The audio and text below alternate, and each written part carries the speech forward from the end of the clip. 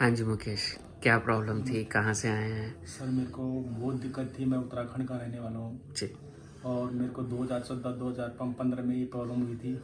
मेरा ब्लड आया था तो मैं नजफगढ़ में एक बंगाली के पास गया था। जी। उसने बोला आपको पायल किसी कहते हैं। ओके। तो सर उसने मेरे को बेड में लेटाया और उसने बोला पैसे जमा कर और उसने मेरा मांस काट दिया। ओके। बाद में धीरे धीरे करते करते वो अंदर से पस आना शुरू हो गया। हम्म। फिर मैंने गंगाराम में गया, करोल बाग गंगाराम हॉस्पिटल है जो। लोगों ने बोला गंगाराम सबसे अच्छा है, बेस्ट है यहाँ पे। तो मैं गया सर वहाँ पे मेरा ऑपरेशन हुआ। उन्होंने इंडोस्कोपी किया और MRI किया तो उन्होंने बोला अंदर आपका जख्म खराब हो रखा है, उसको मांस काटना पड़ेगा। तो एक बार सर मैंने वहाँ पे ऑपरेशन किया, फिर सक्सेसफुल नहीं हुआ। फिर दोबारा मैंने वहीं पे मतलब ऑपरेशन कराया, 2 बार वहाँ पे कराया सर्जरी, फिर सक्सेसफुल नहीं हुआ। फिर गंगाराम वाले डॉक्टर ने बोला कि मेरा अपना प्राइवेट है, वहाँ पे आप मेरे पास दवाई लेते रहो। 6 साल तक मैंने दवाई खाई है, बहुत परेशान हुआ पर मेरे को कोई वो नहीं मिला, मतलब सफल नहीं मिला इस चीज़ में।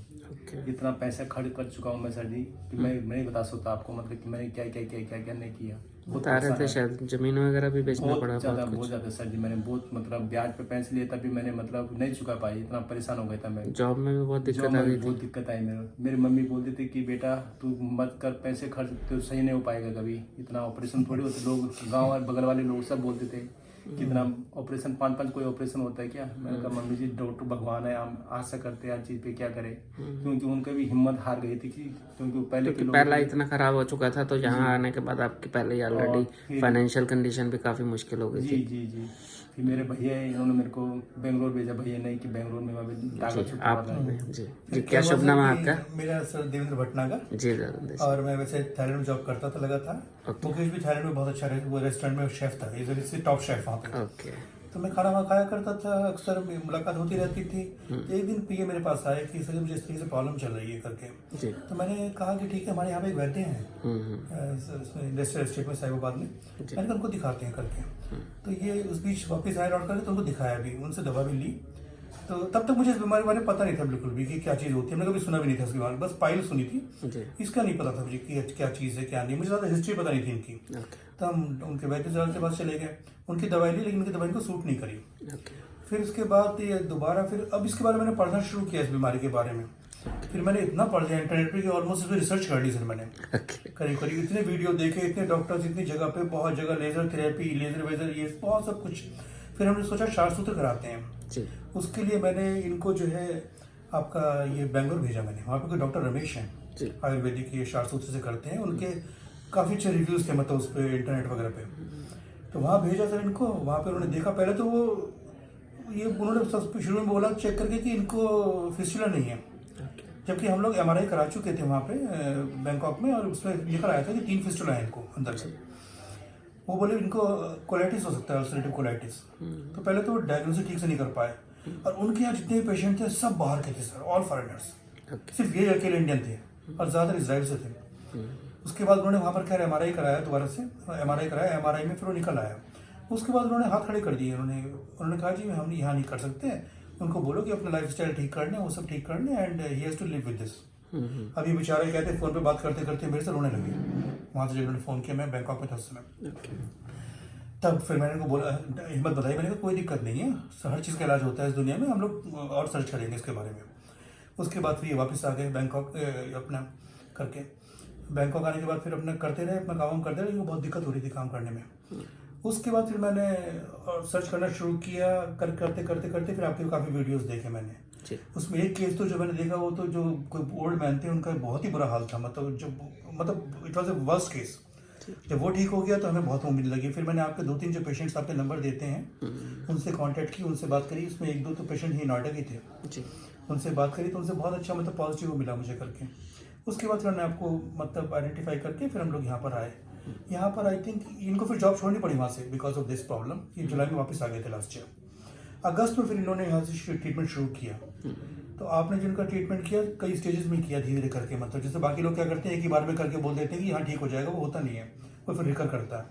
तो आप जो है पीछे की तरफ से ट्रीटमेंट करते करते तीनों का, जड़ें काफी अंदर थी, जब तक अंदर नहीं ठीक करेंगे बाहर का खत्म करके हम वहाँ पहुँच ही नहीं सकते। जी। तो मतलब बड़े तरीके से आपने जैसे कि पीछे से करना शुरू किया, फिर टाइम दिया कि अच्छे टिश्यू बनने दो, खराब टिश्यू निकलने दो, करते आई थिंक हमारी 4 या 5 सेटिंग हुई करीब। कितनी सेटिंग वाली थी?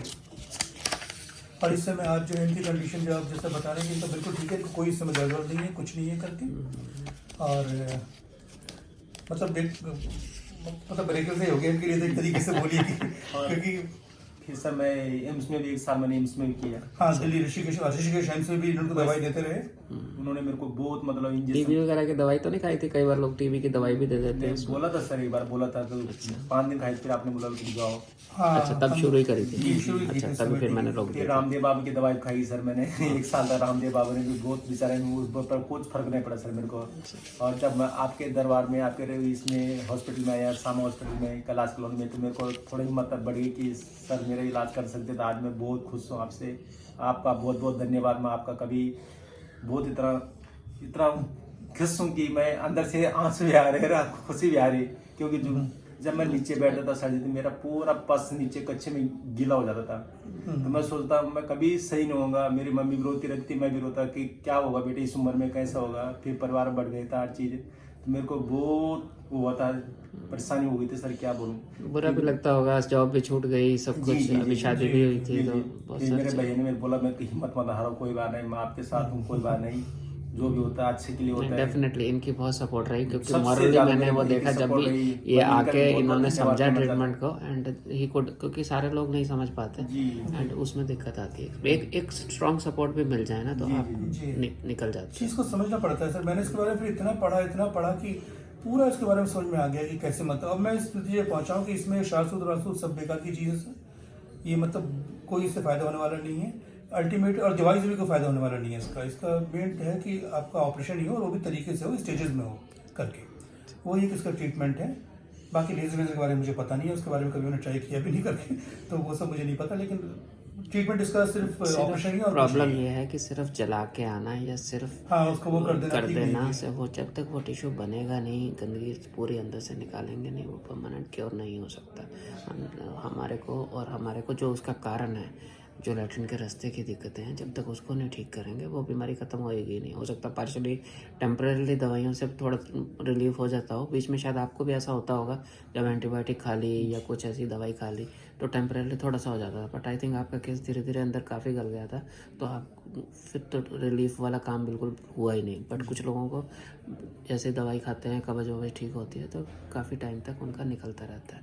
उनको लगता है कि मैं दवाई खा रहा हूँ ठीक हो गया, बट एक्चुअली वो ठीक नहीं होता, सिर्फ बाहर का मुंह बंद हो रहा होता है। मुंह बंद हुआ फिर खुल गया, फिर बंद हुआ, अंदर रादर उल्टा और फैल जाता है, क्योंकि बाहर का मुंह बंद हो रहा है, पस निकल रही है अभी तक। तो अगर आप बाहर का मुंह बंद होते पस कहाँ जाएगी, उल्टा फैलेगी। कुछ लोगों को तो मैंने देखा है कि वो मतलब पैर तक चला जाता है, मतलब जो है करके जो चेक है, कई पेशेंट्स का मतलब टेस्टिकल्स वगैरह तक चला गया, मतलब करके मैंने कई सारे केस देखे मैंने।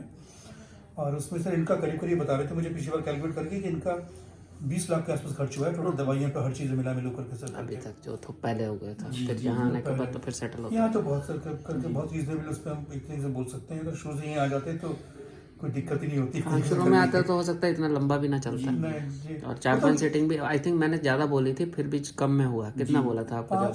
टोटल मिलाकर एक्चुअली इनका सर केस बहुत बिगड़ चुका था, वो लोग अंदर से बहुत काट चुके थे सर करके।